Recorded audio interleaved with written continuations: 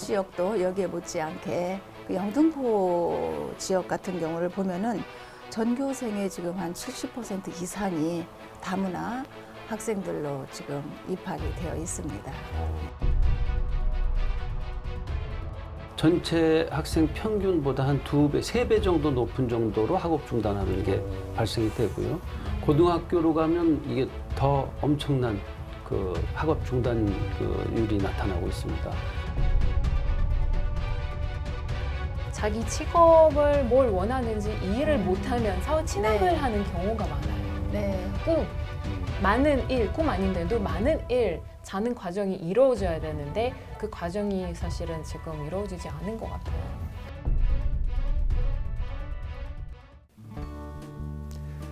작은 관심이 사회를 바꿉니다. 이주민들에게 필요한 대한민국의 변화, 속사정이 시작합니다. 오늘도 각계각층 다양한 분야 전문가들 모시고 이야기 나눠보도록 하겠습니다. 안녕하세요. 안녕하십니까.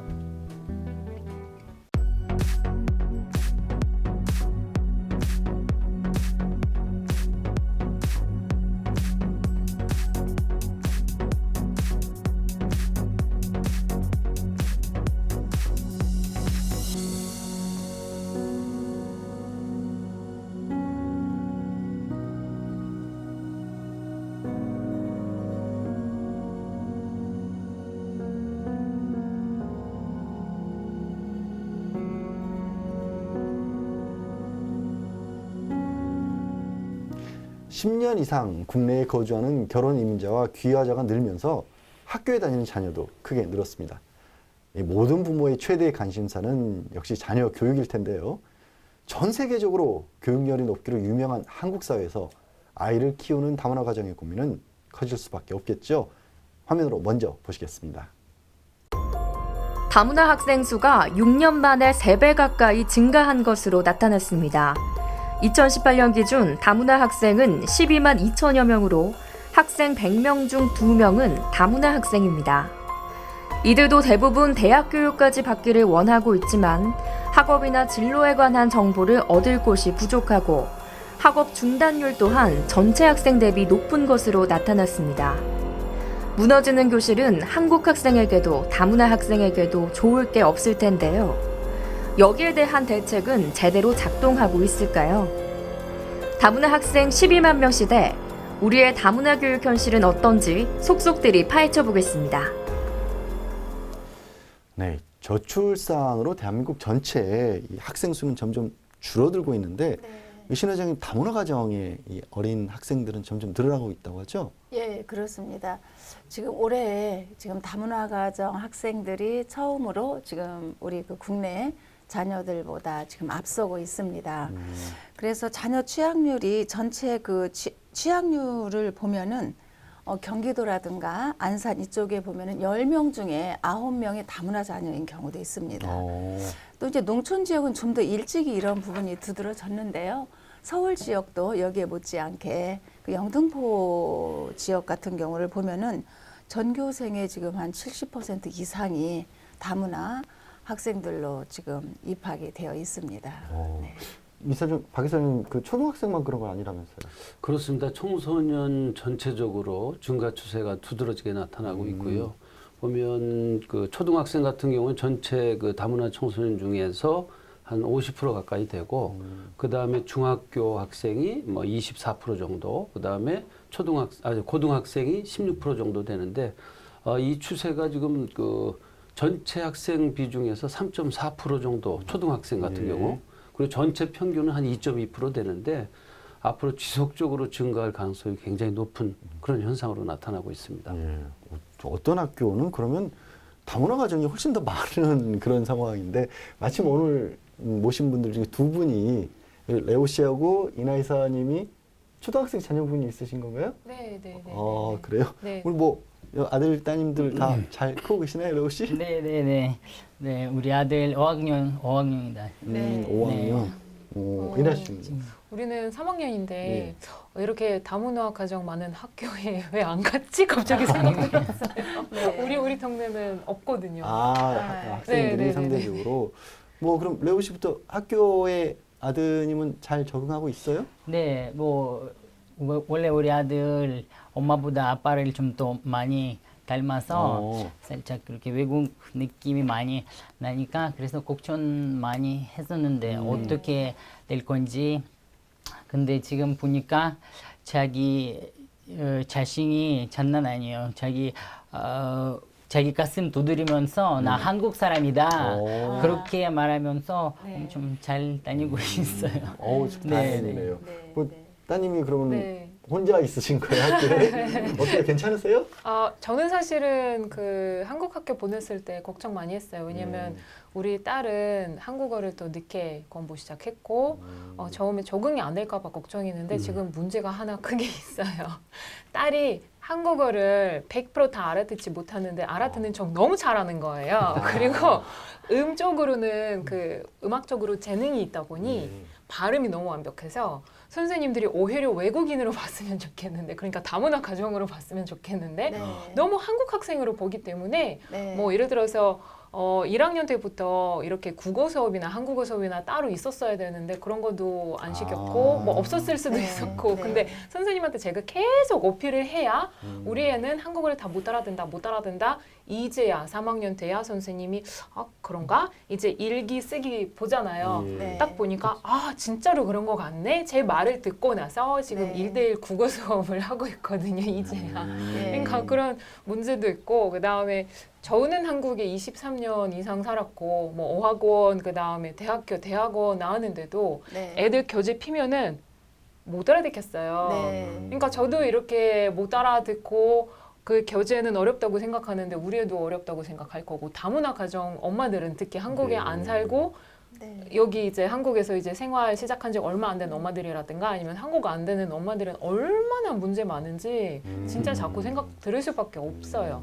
자, 박 이사장님, 이렇게 여러 가지 얘기들이 있을 것 같은데 그래도 이제 이사장님이 현장에서 제일 많이 들으시는 얘기, 뭘 가장 어려워하시던가요? 그 다문화 가정 부모님들의 가장 큰 고민들이 이제 양육의 문제, 또 진로에 대한 문제, 학업에 대한 문제가 굉장히 크고요. 그다음에 이제 앞서서 두 부모님들께서 얘기했듯이 애들 교육시키는 데 들어가는 비용들이 뭐 학원이다, 뭐 교재다, 뭐 이렇게 하는 게 굉장히 크다는 거예요. 그런 비용 때문에 여러 가지 자녀 양육에 대한 고민들이 아주 깊어지는 상황이 있습니다. 실현님, 근데 이게 네. 이 지금 말씀하신 고민들 사실 한국의 네. 그냥 일반 가정도 비슷하잖아요. 그렇죠. 네. 그래서 좀 우스갯소리가 있잖아요. 우리 이제 한국에서 대학을 가려면 3요소가 갖춰져야 한다. 첫째는 이제 아버지가 교육에 대한 좀 무관심. 그런데 그것은 좀 돈을 많이 벌어와야 된다라는 거 하나고요. 네. 또 하나는 엄마의 정보력, 예. 할아버지의 재력을 필요로 한다. 이제 이런 좀 우스갯소리이지만 그만큼 우리 사회가 사실은 그 허리띠를 졸라 매면서 옛날부터 교육에는 열을 올렸었거든요. 근데 지금 이제 다문화 가족의 현상을 놓고 볼 때는 우리 이주 여성들은 무엇이 필요한지 무엇이 부족한지 이것조차도 사실은 몰라요. 이러한 상황에서 내 인생을 생각하는 여성들이 많은데요. 내가 성공하는 것은 내 아이가 잘 되는 것도 내가 성공하는 거예요. 근데 우리 여성들은 우선 당장 경제 활동을 해야 하고, 그러니까 양국의 부모를 부양해야 되는 이런 입장에 놓여 있는 여성들이 그 어려움은 이루 말할 수가 없죠. 그러면서 아무리 일을 해도 경제적인 이 어려움을 뛰어넘지 못하는 거예요. 학원비, 사교육비 정말 어려워하지요. 네. 자, 이게 이제 한국에서 나서 자란 부모님들도 이렇게들 어려워한다는 얘기를 신경 주셨는데 이제 해외에서 오셔서 이런 좀 어려운 힘든 한국에서 아이를 키우는 입장들이 참 더 뭐 상상이 잘 안 갈 정도인데 이나이사님 뭐 어떤 것부터 얘기를 좀 해보실래요? 저는 일단은 아까 학원 살짝 얘기 나왔는데 네. 저는 학원 반대 엄마였거든요. 아. 항상 학원이 왜 있어야 되는지 이해를 못했는데 이제 애가 3학년 되다 보니 깨달았어요. 이유가 뭐냐면 학교에서 가르쳐줘야 되는데 안타깝지만 한국 학교 시스템이 뭐냐면 학원에서 가르친 거는 확인하는 시스템이 너무 돼 있는 거예요. 그러니까 부모 입장에서는 사실은 학교에서 공부를 하고 집에 와서 확인을 해서 이거는 부족하다 학원에 보내자 그런 시스템이 올바른 시스템인데 너무 거꾸로 돼 있다 보니 이게 학원이 없어질 수 없는 그런 나라가 돼버려서 저는 학원 전국 나라로 불러요. 좋은 의미는 아닌 좋은 의미 아니죠. 아닌 의미로 이렇게 불러요. 일단은 학교가 역할을 잘 제대로 못하고 있어요. 제가 보기에는 학교에 예를 들어서 러시아 학교랑 비교하자면 뭐 다들 그런 말씀 많이 하시더라고요. 선생님이 20명 네. 이상 있는데 어떻게 다들 똑같이 다 이렇게 하나씩 해가지고 그 가르쳐 줘야 되냐. 근데 러시아 경우에는 저는 어렸을 때는 예를 들어서 선생님이 한 분이시지만 우리 대학생, 문과대 대학생들은 나중에 선생님 되려면 1년에 몇 시간 이상 봉사활동처럼 학교에 나와서 애들 봐주는 거, 멘토하는 거 그런 시스템이 돼 있었거든요. 네. 그러면은 그거는 사실은 돈도 많이 안 들죠. 정부 입장에서는 뭐 투자할 필요 없죠. 그냥 이렇게 추가로 하면은 그리고 애들도 교육 제대로 도움이 되고 제대로 받고 학교는 제대로 역할을 하는 그런 시스템이 딱 받쳐져 있었거든요. 네. 지금은 많이 한국 스타일로 바뀌고 있어서 사실은 안타깝지만 그렇게 돼 있었거든요. 어려운 거 아닌데 왜 아직은 안 하는지 이해가 안 가요. 이게 뭐 학원 때문에 고민하는 건 역시 제일 큰 고민일까요? 레오 씨도 그러세요? 학원 걱정하세요? 그럼요. 왜냐면 처음부터 그런 거는 모르지만 다른 학부모들한테 많이 들었어요. 근데 우리 3학년 때 이사 와서 다른 학교로 들어갔더니 선생님이 그냥 얘기했어요. 우리 반 아이가 거의 다 학원 다니니까 학원 다녀야 될 것 같아요. 아예 그냥 대놓고 네. 얘기를 학원 가라고? 그러니까 저도 너무 놀랐어요. 어떻게 선생님이 저한테 그런 이야기 할 수 있어요. 근데 제가 사실하면 이렇게 심각하게 애들한테 교육하고 싶지 않았어요. 다로 학원 보내고 싶지 않아요. 왜냐면 원래는 애들이 좀 산생활이 있어야 돼요. 쉬어야 되고 놀아야 되고 학교 하고 나서. 근데 보니까 학교 끝나자마자 학원 건너서 가는 거예요. 그래서 너무 놀래고 그리고 예를 들어서 영어 공부하면서 이제 지금 조금 시스템이 바뀌어서 3학년부터 시작하잖아요. 맞아요. 네. 3학년부터 시작하고 3학년, 4학년 보니까 우리 아들 영어 아무것도 몰랐어요. 내가 뭘 물어봤더니 저기 ABC도 몰랐어요. 그래서 제가 생각해서 2년 동안 학교에서 뭘 가르쳐줘서 아들 한 마디도 못해요. 그래서 5학년 때 이제 너무 불안해서 못 따라하잖아요. 뭔가 밸런스 안 맞아서 학원으로 보냈어요. 학원 보냈더니 한 달 후에 제대로 이제 문장 이야기 시작했어요. 그러니까 제일 큰 문제냐면 학교에서 뭘 가르쳐줬는지 레벨이 공부하는 레벨이 어떤지 이해 안 가요. 그리고 그쪽에서 그렇게 뭐 잘 못 가르쳐 주지만 뭐 시험 볼 때 시험지 너무 어렵죠, 어려웠어요. 그래서 보니까 모든 교육 다 학원으로 맡겼어요. 자기 책임 없이. 그러니까 이거는 진짜 아니라고 생각해요. 이게 대한민국 교육이 이제 학원에 너무 의존하고 있다는 얘기는 많이들 나오는 얘기인데 두 분은 더 심각하게 느낄 것 같은데, 근데 또 이나 여사님 이게 학원 어느 학원 보내야 되냐 이것도 정보하는 것도 어렵죠. 그러니까 이게 문제가 뭐냐면 학원들이 굉장히 많아요. 우리 동네도 사실은 제가 맨날 농담으로 하는데 진짜 코딱지만한 신도시 아파트 시골에 있는 건데 학원 전국이야 우리도. 진짜 다양하게 피아노 학원 막 여러 군데 있고 뭐 다 영어 학원도 뭐 5군데 있고 어느 학원 잘 하는지 못 하는지 다문화 가정 그런 정보 얻기가 진짜 힘들어요. 이게 뭐냐면 보니까 제가 1학년 때 활동을 열심히 했어요. 어떤 활동이 있냐면 엄마들 톡방이 있어요 따로. 단체 대화가. 네, 있어요. 근데 1학년 때 제가 이제 엄마들이랑 지내보려고 열심히 들어가서 뭐 체험도 하고 뭐 하자고 하고 뭐 열심히 했는데 그런 이제 톡방에 들어가 있어야 정보가 오거든요. 이런 학원이 조금 더 뭐 이런 면에서 잘하고 다른 학원은 뭐 예를 들어서 뭐 스피치 잘해주고 그럼 이거에 따라서 엄마의 첨부에 따라서 이제 걸으면 되는데 문제가 뭐냐면 거기서도 이제 톡판은 있지만 엄마들도 끼리끼리 따로 모아서 커피 한 잔 하더라고요. 일하는 일단 엄마들이 거기에서는 서해되고요. 네, 저도 일하는 엄마잖아요. 서해되고요. 그 다음에 다문화 엄마는 부담스러워요.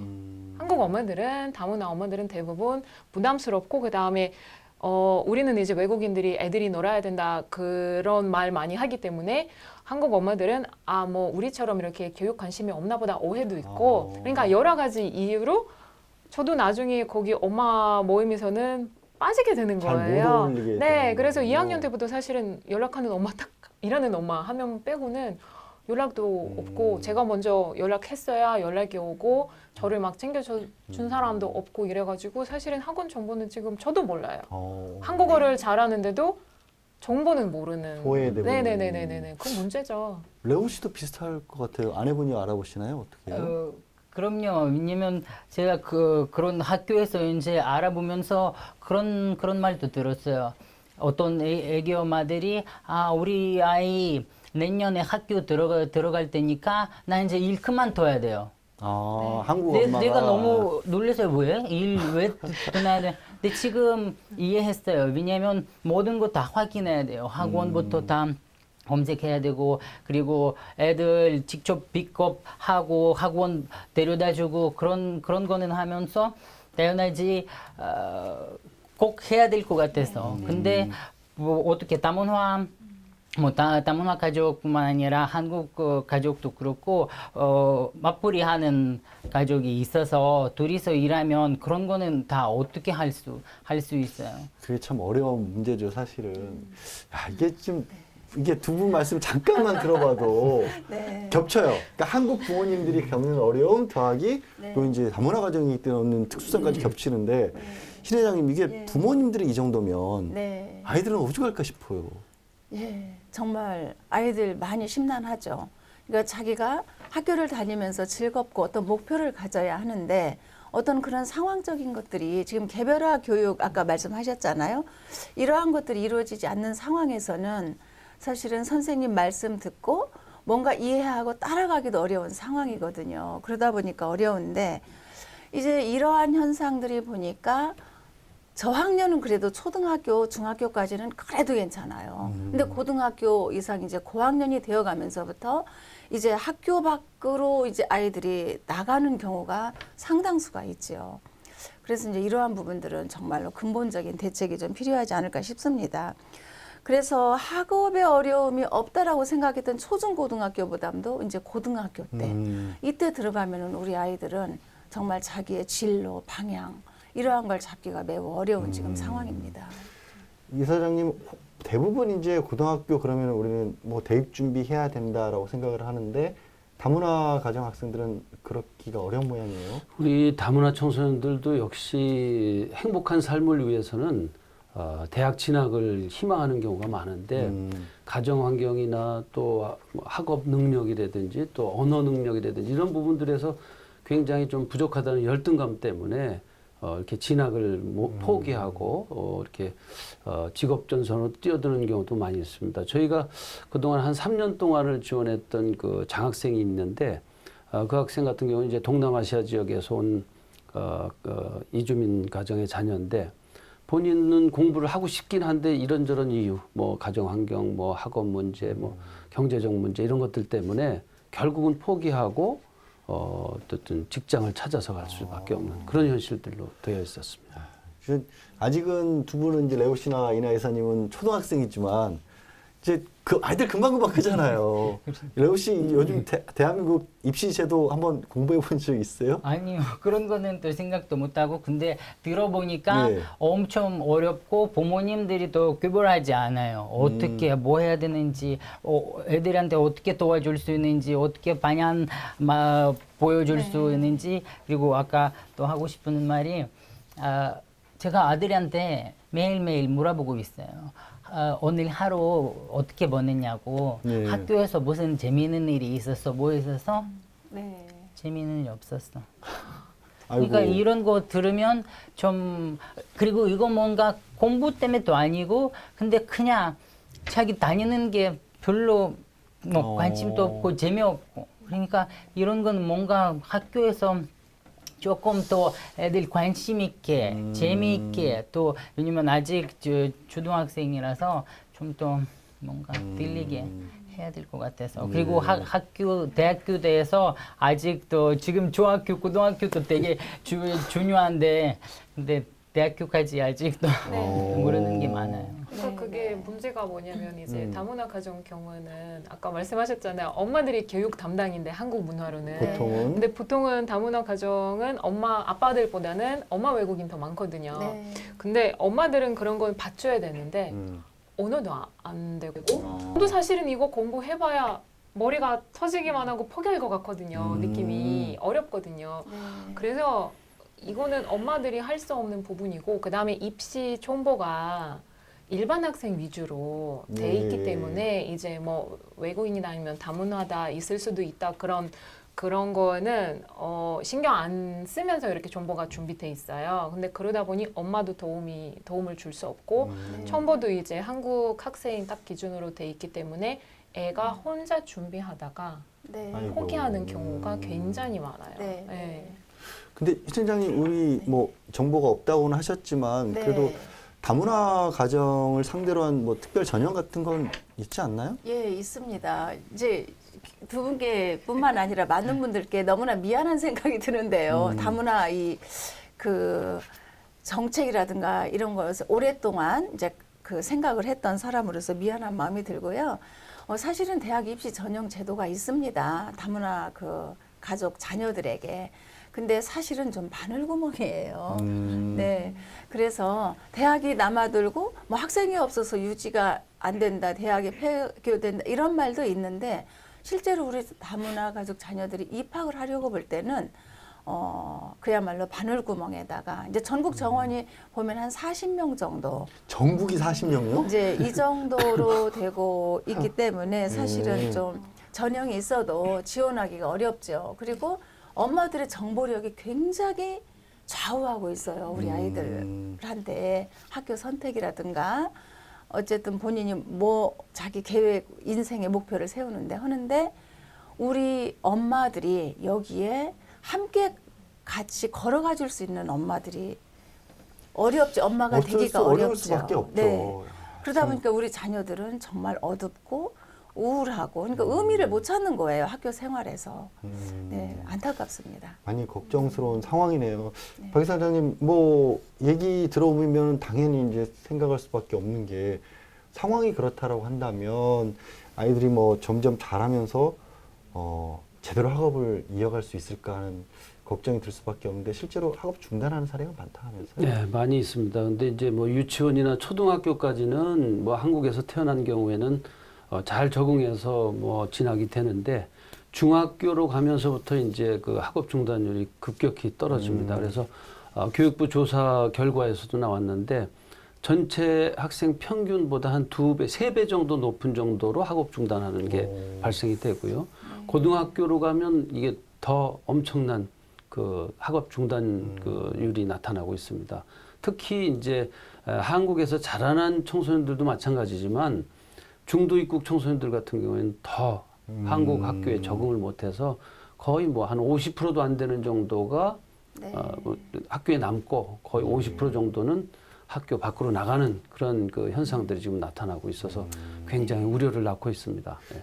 신 회장님, 이게 뭐 학생들이 학업을 중단하는 그런 이유 같은 게 통계로 나온 게 있다면서요? 예, 있습니다. 지금 보면 그 전국 다문화 가족 실태 조사가 있었어요. 예. 그런데 학교를 그냥 다니기 싫다. 이게 지금 한 47% 가까이 되고 있고요. 또 선생님과의 관계도 한 24% 정도 됩니다. 그리고 이제 가정 형편 등의 이유, 뭐 그냥 다니기 싫다.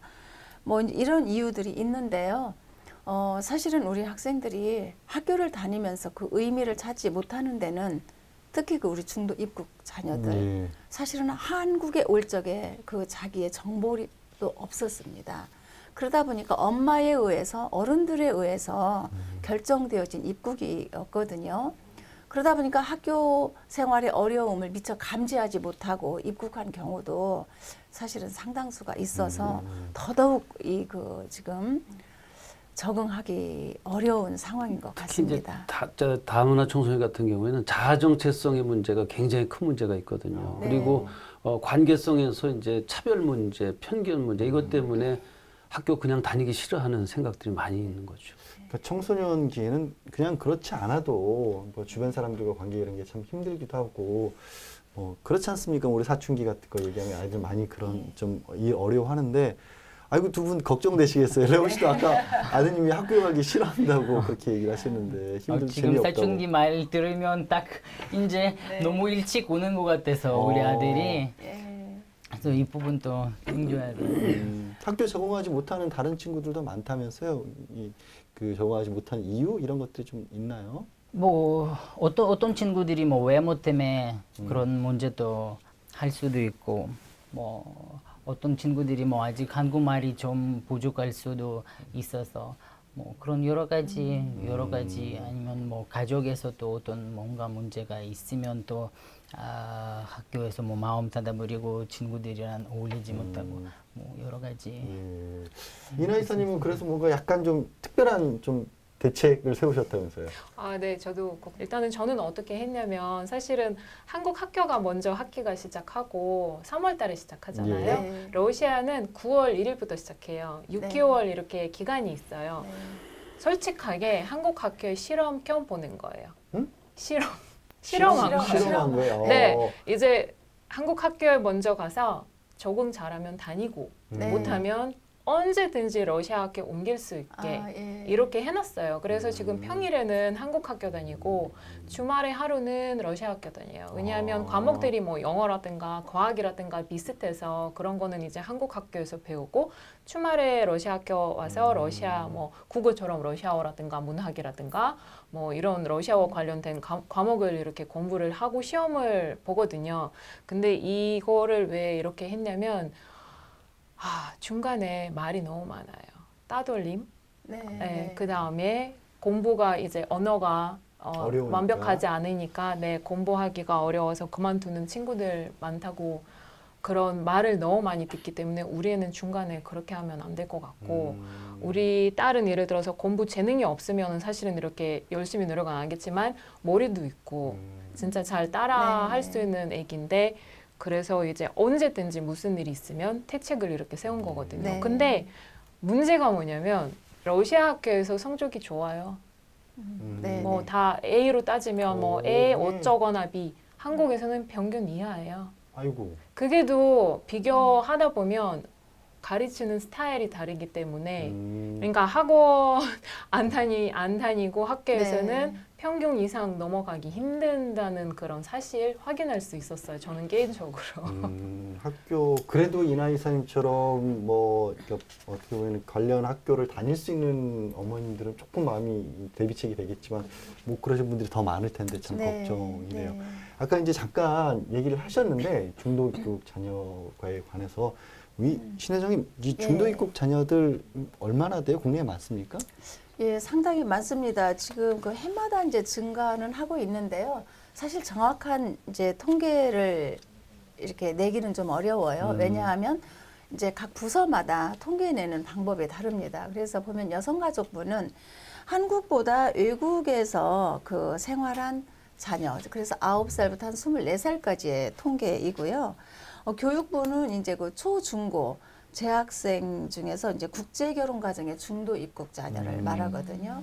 그래서 이제 중도 입국 자녀들은 이제 주로 이제 결혼 이민한 여성들 또는 남성들의 그 본국에 있는 모국 자녀들이기 때문에 약간 다릅니다. 그러나 이제 전체적으로 보면 아마 이제 3,000명에서 이제 너무나 크지만 갭은 한 3만여 명으로 지금 추정이 되고 3천에서 있습니다. 3만이 굉장히 폭이 넓은데 예. 그렇다면은 이제 이들에 대한 지금의 적절한 대책이 없을 때에 우리 그 국가가 지불해야 할 사회적 비용은 굉장히 커집니다.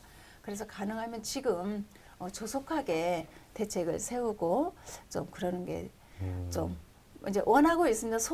소망입니다. 네, 현장에 있는 사람으로서의. 예.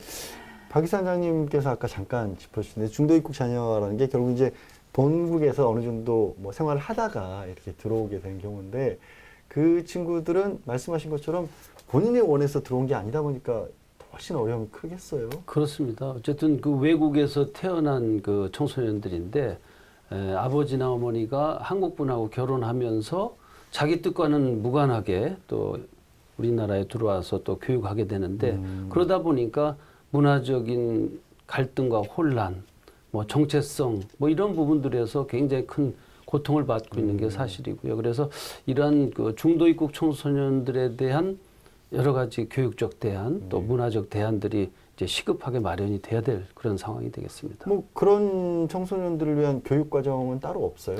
지금 이제 대체로 그 우리 학교에 입학을 하게 돼 있긴 한데 이제 언어 능력이 안 되니까 일단 입학을 하고 바로 대안학교로 가서 언어 교육을 또 따로 받는 그런 시스템으로 되어 있습니다. 예. 그러면 대안학교 가서 언어 교육 따로 받고 이게 적응하기가 아무래도 힘들 수밖에 없는 그런 상황인데 만약에 그 친구들 중에서 신 회장님 그러면 네. 그렇게 중도 입국했다가 학업을 계속해서 못하는 경우 그런 네. 청소년들은 어떻게 지내요? 굉장히 이제 그 청소년들을 만나봤을 때 그 내면적인 그림자가 너무나 짙었어요. 그래서 학교에 대한 의미도 없고 자기 존재감을 이제 잃어서 많이 힘들어하는데요. 이러한 부분을 볼 때는 정서적으로 부모님과 오랫동안 떨어져 있다가 이제 다시 만나긴 했지만 막상 한국에 와 보니까 언어 소통이 안 되고 또 친구들로부터의 약간의 어떤 그 좀 따돌림이라든가 이러한 부분들이 있고 이제 자기 정체성에 혼란을 겪어버리는 거예요. 그러니까 그래서 그런 이 친구들을 예. 이제 좀 대안학교 또는 그 이제 인천에도 한누리 학교라고 있어요. 초등학교에서 고등학교까지 있습니다. 그래서 이 학교로 이제 안내를 하고 있어요. 있으나 가장 중요한 것은 심리 정서 지원이 먼저였습니다. 네.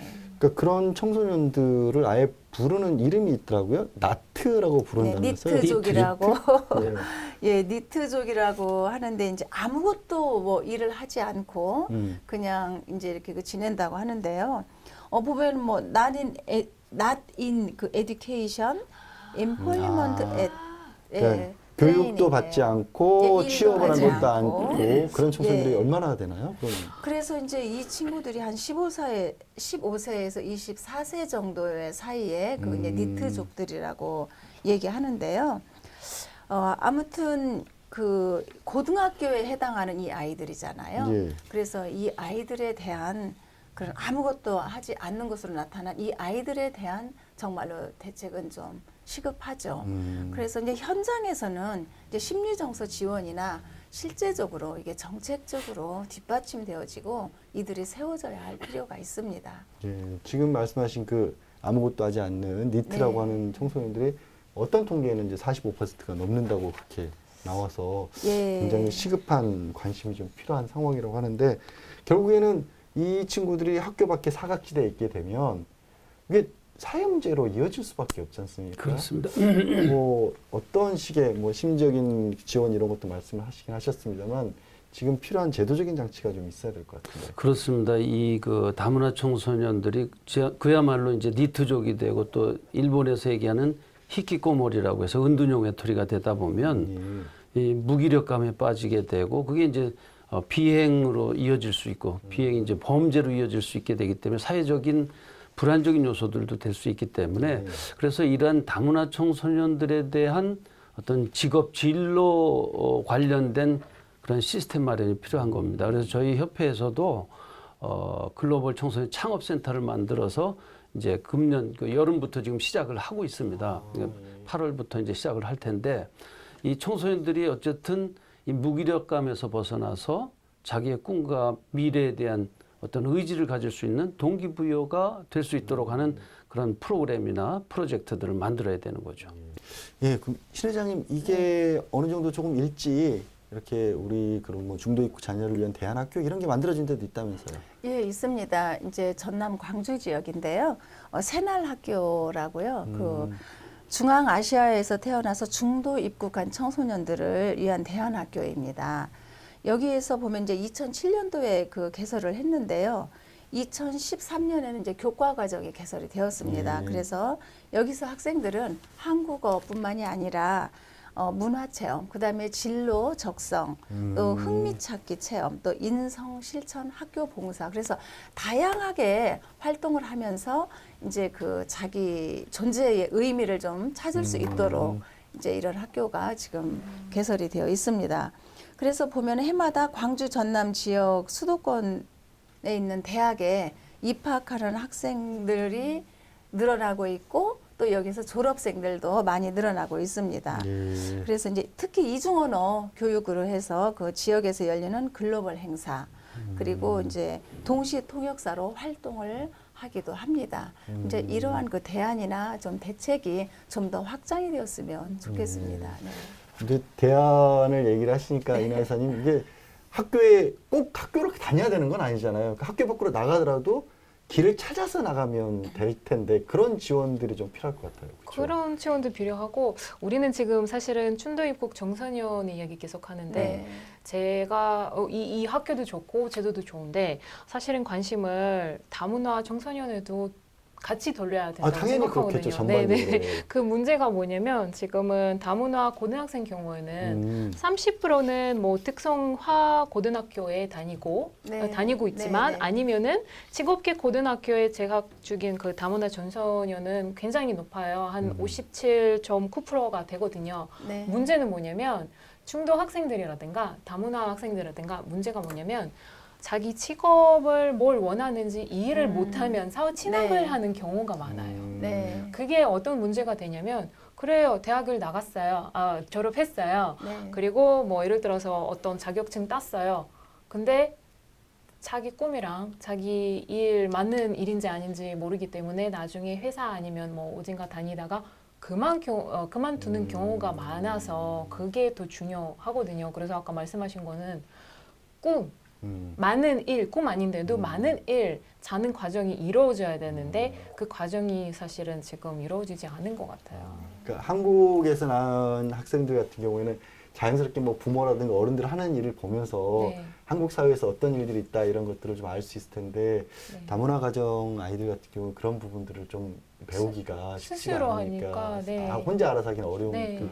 자, 이게 우리가 이 다문화 교육이라는 것에 관심을 가지게 된 게 뭐 2006년 경이라고 하네요. 네. 그때부터나 그래도 한 13년 정도 된 건데 올해는 이사장님 그래도 여성가족부 교육부에서 관련 예산으로 한 600억 원 넘게 책정을 해놨다고 하는데 이렇게 예산 책정하고 하는 부분들이 효과를 어느 정도 보고 있는 건가요? 그러면?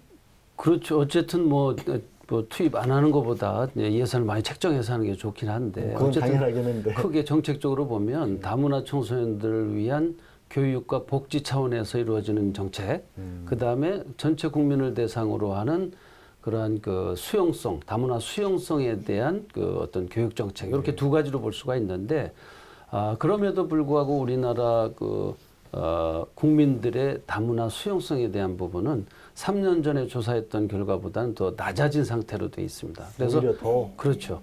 그래서 전 세계적으로 이제 국가를 대상으로 해서 세계적 가치에 대한 조사를 했는데 우리나라 같은 경우는 다문화 수용성에 대한 부분은 68.2% 정도 되는데 미국 같은 경우에는 오히려 86점 뭐 이상이 될 정도로 높은 상태인데 이런 것만 봐서도 다문화 수용성에서는 상당히 낮아져 있고 그 다음에 이제 다문화 청소년들을 위한 교육 시스템을 위해서 여러 가지 지원을 한다고 하지만 아직도 미흡한 게 실질적인 현장의 어떤 어려움이나 다문화 청소년들이 겪는 부분들에 있어서 피상적으로만 대처하려는 그런 정책들 때문에 아직 그 근본적인 문제를 해결하기는 상당히 좀 어려운 부분들이 있습니다. 예.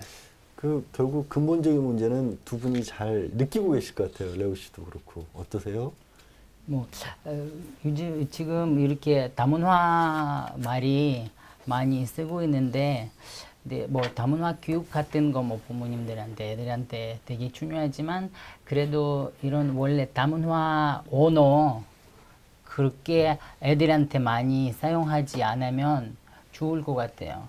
다문화라고 오히려? 네네네. 왜냐면 이거 너무 많이 구별하지 하고 있고요. 그냥 어차피 우리 다 여기 살고 있으니까 애들이 다 똑같다고. 똑같이. 네, 똑같이. 그래서 이런 건 너무 여기 다문화 아이 뭔가 해야 되고 이거 좀 자연스럽게 그리고 이 말 뭔가 조금 이제 바뀌어서 이렇게 많이 눈 띄지 않게 하면 되게 좋을 것 같아요. 그러니까 지원이 필요한 부분은 있지만 그게 차별을 위한 지원이 돼서는 안 될 것 같은데. 그렇습니다. 그렇죠? 예. 근데 제가 계속 여기 나와서 말씀을 드리는데 사실은 다문화 지원은 있어요. 뭐 한국어 강의라든가 아니면 어느 지역 가면 교사도 직접 집에 나오기도 하고 있는데 다른 지원 경우에는 경제적인 부분을 확인을 하고 지원하는 걸로 알고 있거든요. 그러면은 굳이 다문화라서 그런 지원을 받는 거는 아니거든요. 네, 그래서 그래서 저는 굳이 그 다문화 이 말씀드리는 이유가 뭐냐면 다문화라고 하면 당연히 지원 받는다고 다들 생각하더라고요. 아니거든요. 받는 가정도 있고 안 받는 가정도 있고. 각각 좀 사정에 따라서. 그것도 교육을 시켜야 돼요. 네, 우리 동네에서는 제가 다문화니까 얘는 뭐 지원 받겠네. 다들 기본으로 생각이 아예 갈려 선입견을 가지고 있거든요. 보는군요. 네, 저 이제 지원 그래서 받으려고요. 사장님 도움을 받아서 우리 한국어라든가 이때까지 받아본 적이 없어서 받아야 되는 부분은 받아야 되거든요. 네. 그리고 아까 레오 씨 말씀하신 것처럼 사실은 가정 자체가 한 부모 때문에 다문화 가정이지 애는 굳이 네. 다문화 가정 애까지는 이렇게 뭐라고 네. 하지? 표시를 네. 어필을 해야 되는지 모르겠어요. 애는 학교에서는 한국 애고 똑같이. 그리고 한국에 우리 예를 들어서 우리 애가 지금 1대1 수업 받는 거는 다문화 가정 위해서 있는 수업 아니에요. 한국어, 국어를 따라하지 못하는 애들 위해서 있는 수업이고 그 다음에 과목별로 있나 봐요. 뭐 수학을 만약에 못 따라가는 애기면은 그럼 수학도 1대1로 해줘요. 그거는 다문화 위해서 있는 제도가 아니니까. 네, 그 다 전체적인 그냥 제도. 학생들을 잘 키우기 위한 거죠. 제도니까 굳이 이렇게 다문화 어필할 필요가 있나 모르겠어요. 네, 학교. 신 회장님 이런 얘기를 하다 보면 네. 이제 꼭 생각해 볼 수 있는 게 다른 나라들은 어떻게 하고 있나 한번 좀 참고를 해볼 필요가 있잖아요. 예. 이제 우리보다 좀 동남아 여성들이 좀 일찍 진출한 나라들이 있어요. 이제 대만이라든가 타이완 쪽인데요. 여기를 보면은 이제 그 1대1 수업을 한다라든가 이제 그 학생의 눈높이에 맞춘 수업이겠죠. 그리고 이제 굉장히 적극적으로 이중 언어를 이제 그 교육 정책에 포함되어서 진행하고 있는 것을 볼 수 있습니다. 그리고 특히 지금 올해부터 보니까 그 타이완 같은 경우 모국어 수업을 그 필수로 도입을 했어요. 그래서 네, 학교에서 그 모국어 수업이 그 자기 나라, 엄마 나라 언어로 진행이 되더라고요. 그러니까 엄마가 뭐 한 군데서만 온 게 아니라 여러 나라에서 왔을 거 아니에요. 그럼 지금 우리가 이제 주로 이원화된 지금 문화들이 지금 다문화도 상당히 지금 거부감이 있는 거 아니겠어요? 그러나 이원화가 아니라 다양한 나라들 그리고 그 다양한 것들이 존중될 수 있는 것. 무지개가 색깔이 서로가 존중되기 아름답지 않겠어요? 그처럼 다양한 것들이 존중되는 그런 그 사회 문화 분위기를 만들어가고 조성해가는 것 같습니다. 예, 그러면서 알겠습니다. 모국어 수업을 정교화하고 있다라는 것. 그래서 이제 우리도 이제 이런 부분에는 좀 도입을 하면 좋을 것 같습니다. 네. 네. 사실 필요한 부분들이 어떤 것인지는 많은 분들이 느끼고 있는데 그걸 제대로 못 찾아가는 것 같아요. 자, 이제 오늘 말씀들을 정리할 시간이 된 것 같은데 우리가 이제 모든 아이는 모두의 아이다라는 얘기가 있습니다. 뭐 한국은 유엔 아동권리협약 가입국이기도 하고요. 뭐 그렇게 어려운 말을 떠나서 당연히 우리 사회를 성장시키기 위해서는 이 아이들을 품어에 안고 잘 크도록 돕는 게 어른들이 당연히 할 일이긴 한데 그렇게 못한 부분들이 많다는 걸 새삼 느끼는 그런 오늘 시간이었는데 마지막으로 혹시 이제 놓치고 이 얘기 못했다 하는 게 있으면 한마디씩 해주시죠. 레오 씨부터 한 말씀 해주실까요? 네.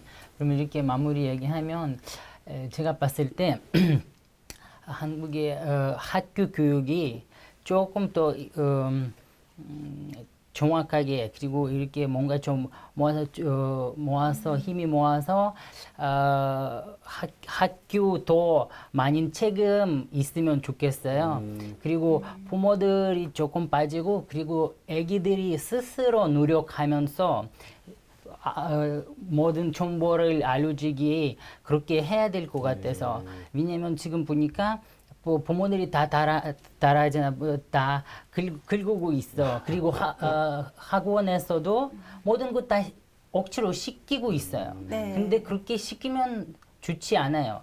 스스로 숙제 있으면 애들이 숙제 있으면 스스로 이제 숙제해야 되고, 하게. 네, 직접 그런 거는 많이 키워야 돼요. 지금은 그런 교육이 없어요. 모든 거 다 학원에 보내서 그쪽에서 다 선생님들이 다 시켜요. 그런 거 없고 한국 학교 힘이 있어야 돼요. 학원들이 좀 많이 없어지면 대한민국 교육의 네. 문제점인 것 네. 같습니다. 네. 신 회장님은 마지막으로 어떤 말씀을? 네, 호미로 막을 수 있는 것 가래로도 막기 어려울 수 있다. 그래서 지금 이제 이러한 현상들을 우리가 조금만 정부가 그 지원을 하고 그 정책을 좀 바로 한다면 우리 어떤 아이들이든지 간에 이 땅에서 사는 우리 아이들이 미래 비전을 갖고 살아갈 수 있을 거라는 생각을 합니다. 네, 이나 이사님은?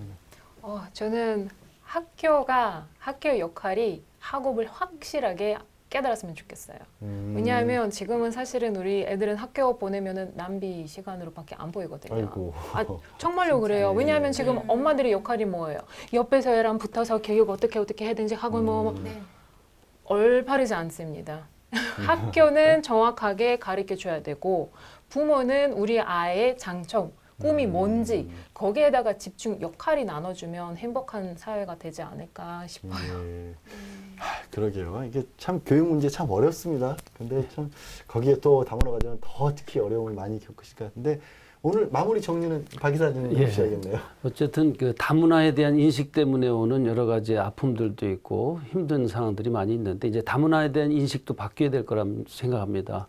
예, 다문화와 선주민 이게 아니라 소수와 다수 이런 그 다문화에 대한 인식이 좀 새롭게 바뀌고 특별히 프랑스에서 70년대부터 이렇게 시작됐던 상호 문화주의 그래서 이중 문화가 허용되는 그런 그 사회가 돼야 되겠고 특별히 우리 사회에서는 학습 중심의 이런 교육 시스템에서 어쨌든 꿈과 희망을 찾아갈 수 있는 그런 미래에 대한 진로 교육 쪽으로 좀 방향을 전환하고 특별히 지금 우리 여성가족부에도 보면 이 다문화 청소년 정책에 있어서는 학교 밖 청소년 지원과에서 다루고 있어요. 그래서 마치 우리 그 다문화 청소년들이 학교 밖 청소년들이 대부분인 것 같이 오해가 되는데 이러한 모든 정책에 있어서도 좀 더 신중하고도 현장 중심의 정책이 펼쳐지면 우리 사회에도 우리 모두가 행복한 그런 나라가 될 것 같습니다. 예. 아이고 오늘 참 쉽지 않은 문제였는데 여러 가지 얘기들 좋은 말씀들 많이 나눠주셔서 고맙습니다. 고맙습니다. 감사합니다. 10년 전 어린이였던 다문화 자녀들은 이제 청소년이 되었습니다. 그들의 미래는 곧 우리 사회의 미래입니다. 이 나라에서 자신이 어떤 어른으로 성장할 것인지 동일한 기회를 주는 것, 그리고 그 꿈을 지원하고 응원하는 것, 그게 바로 다문화 교육의 존재 이유 아닐까요? 그들을 받아들이는 것이 다문화가 아니라 우리가 변하는 것이 진정한 의미의 다문화일 것입니다. 오늘도 시청해주셔서 고맙습니다.